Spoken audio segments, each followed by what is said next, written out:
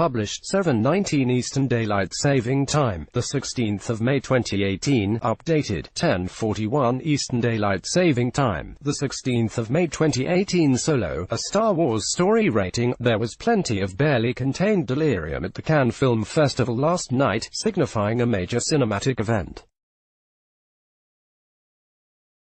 Here was the one they'd all been frenziedly waiting for, except for those of us who hadn't, especially.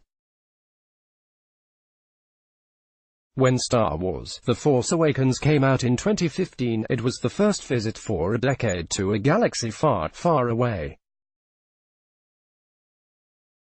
The hype was understandably thunderous. The merchandising sales alone could have put small debt-laden nations back on their feet.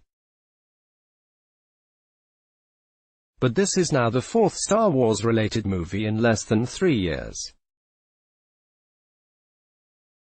I duly took my seat last night with my own personal lightsaber of breathly anticipation, having developed something of a droop. On the other hand, no franchise rakes in more than $42 billion without being able to keep a good thing going.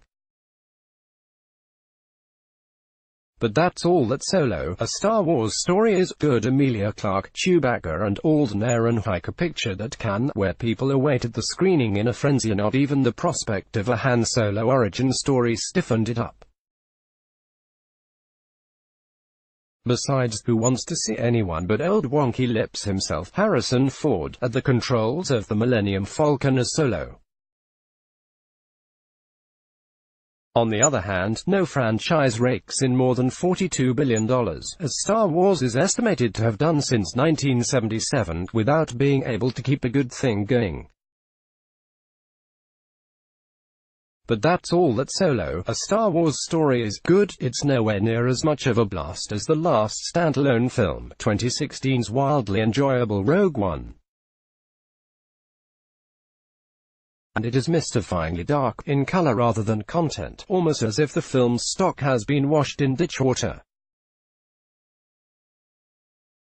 The production's widely publicized troubles with director Ron Howard, pictured coming in after his two predecessors were reportedly fired, have perhaps taken a toll. The production's widely publicized troubles with director Ron Howard coming in after his two predecessors were reportedly fired, have perhaps taken a toll. Howard is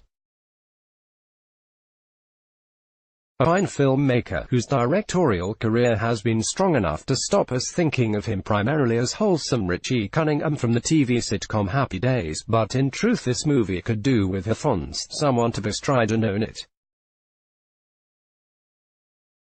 Nobody does, quite.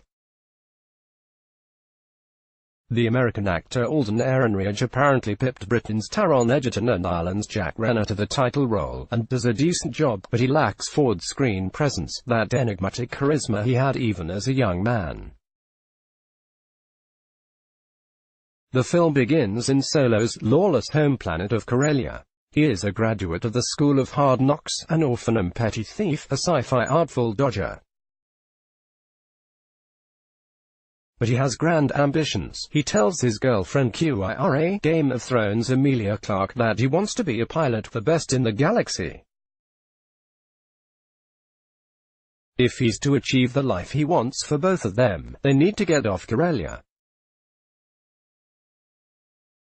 This is the best phase of the movie, with some lovely sequences explaining how Han got his surname, and, especially, how he came to meet his furry friend Chewbacca, once again inhabited by gigantic Finnish basketball player Jonas Suotamo. By the time he and Chewie hook up, Solo has been thrown out of pilot school for insubordination and somehow ended up as a humble foot soldier. In the trenches he meets Rascally Tobias Beckett, Woody Harrelson, and his partner Val Tandy Newton, who re-introduce him to a life of crime. There follows a genuinely thrilling train heist, which goes awry, earning the gang the worrying disapproval of Beckett's villainous paymaster, Dryden Voss. Paul Bettany, excellent as ever. The aim of the heist was to steal Coaxim, the coveted Starship fuel. To placate Voss, they must get it from somewhere else. Who wants to see anyone but old wonky lips himself, Harrison Ford, pictured at the controls of the Millennium Falcon as Solo? But where and how? Firstly, they need a reliable starship. Fans of the original trilogy will relish the introduction at this point of Lando Calrissian, the first owner of the Millennium Falcon, here played by Donald Glover. Lando has a sidekick too, a droid called L3, voiced by a scene-stealing Phoebe Waller-Bridge. Together, this unlikely band plunge into a series of misadventures, which, without wishing to give anything away, leads them into at least one close encounter with a monstrous octopus thingy the size of a planet. The action zips along, with the help of some predictably terrific special effects, but as a whole it feels more functional than exhilarating. To mix franchises, it's Star Wars, Han, but not quite as we know it.